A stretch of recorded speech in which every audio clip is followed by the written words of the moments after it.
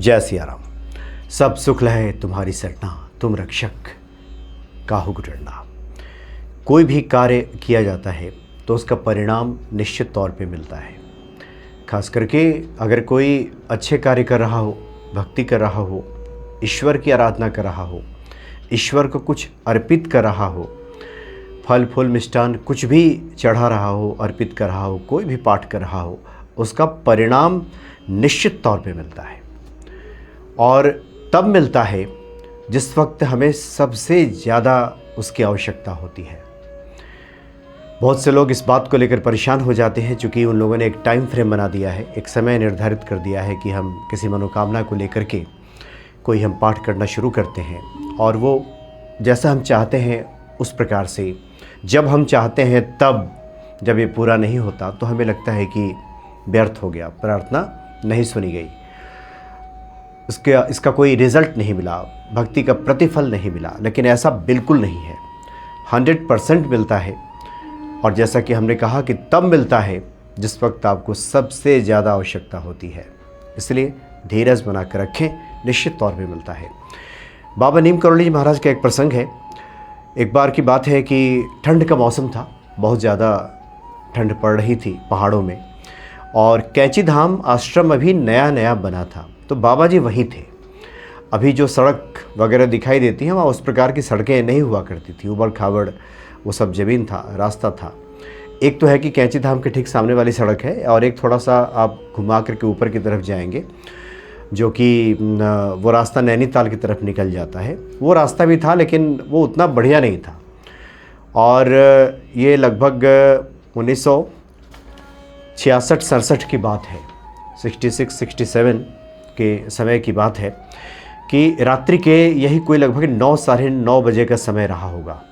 चूँकि ठंड पड़ रही थी बहुत ज़्यादा, इसलिए सब लोग अपने कमरे में आराम करने चले गए थे। खाना पीना सब हो गया था और सब लोग आराम करने चले गए थे। अचानक बाबा जी जगे, बाबा नीम करोली जी महाराज, और जहाँ पे सिद्धि माँ थी दरवाज़ा खटखटाया। अन्य भक्त जो वहाँ पे सोए हुए थे और सबसे कहा कि जल्दी जल्दी तुम लोग चाय बनाओ। तो लोगों को लगा कि महाराज जी अभी चाय बनाने को क्यों कह रहे हैं। हालांकि कई बार ऐसा होता था कि बाबा तो रात में भी कहते थे कि खाना बनाओ। कभी कोई भक्त दूर से आ रहा होता था तो उसकी आवभगत के लिए, उसको परेशानी ना हो, तो बाबा के इस प्रकार के आदेश से लोग आश्चर्य में नहीं पड़े। लगा कि बाबा शायद चाय पीना चाहते हो और ये भी चाहते हो कि अन्य लोग भी पिएँ। तो जब चाय बनाएगी तो उन्होंने कहा कि यहाँ से आधा मील दूर जाओ, कुछ लोग फंसे हुए हैं, उन लोगों को चाय पिलानी है। तो 4-5 लोग गए टॉर्च लेकर के और चाय की केतली लेकर के पहुँचे वहाँ। तो देखा कि एक जीप वहाँ पे फंस गई है, यानी सड़क से उतर गई है और वहाँ से निकलना बहुत मुश्किल है उसका। जब तक दिन का उजाला नहीं होगा और जब तक कोई सपोर्ट नहीं मिलेगा तब तक ये जीप वहाँ से निकलेगी नहीं। और 4-5 में 3 महिलाएं थीं, 2 पुरुष थे, और सभी ठंड से काँप रहे थे, ठिठुरे हुए थे। जो ड्राइवर था जीप को निकाल नहीं पा रहा था और लगता है कि शायद कुछ समय भी बीत गया था, तो ठंड से सभी काँप रहे थे वहाँ। तो पहुँचे लोग लेकर के, और चाय पहले इन लोगों ने दी कि आप लोग चाय पीजिए, आप लोगों को काफ़ी ठंड लगी है, यहीं बाबा रहते हैं, बाबा ने भिजवाया है। तब तक इधर महाराज जी ने, बाबा नीम करोली जी महाराज ने कुछ अन्य लोगों से अपने आश्रम में कहा कि और चाय बनाओ, वो चाय अब ठंडी होगी, जल्दी से और चाय भिजवाओ। तो पुनः कुछ लोग चाय बना करके दौड़ के गए और उन लोगों को चाय पिलाई, तो ठंड से थोड़ी राहत मिली। अब रात में कहीं दूर जाने का तो कारण था, कोई संभव तो था नहीं कि लोग वहाँ से निकल करके बाहर चले जाएं। उसके बाद जो आश्रम के सेवादार थे, जो भक्त थे, वो उन सबको लेकर के आश्रम में आए। बाबा इंतज़ार कर रहे थे, खड़े थे वहाँ बरामदे में, इंतज़ार कर रहे थे। जब सभी वहाँ पे पहुँचे तो बाबा बड़े प्रसन्न हुए। ऐसा लगा जैसे कोई बहुत पुराना, कोई बिछड़ा हुआ मिल गया। इतनी प्रसन्नता तो बाबा के मुख पे लोगों ने देखी ही नहीं थी। घुप अंधेरा, ठंड उतनी ही ज़्यादा थी, लालटेन की रोशनी थी। उस वक्त बिजली वगैरह की भी उतनी व्यवस्था वहाँ पे नहीं थी। लालटेन की रोशनी में बाबा ने वहाँ आदेश दिया अन्य लोगों को कि आग जलाओ, इन लोगों को ठंड लगी होगी।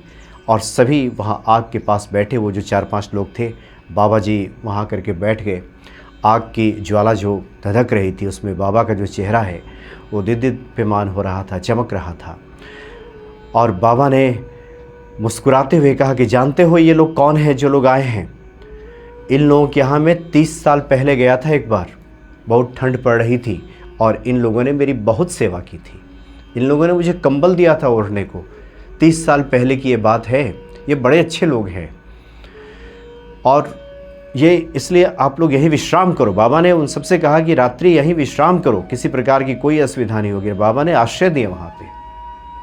तो भक्तों ने जब इस पूरी कथा को सुना, जो आए थे, जो लोग फंसे हुए थे, उनकी आंखें भी नम हो गई। उन्हें ध्यान आया कि हाँ, आज से 30 साल पहले जब वो लोग कानपुर में थे तो एक युवा संत पहुँचे थे और रात्रि का समय था। उन्होंने कहा था कि मैं ठहरना चाहता हूँ और संत को इन लोगों ने ठहराया था। वो बाबा नीम करोली जी महाराज थे।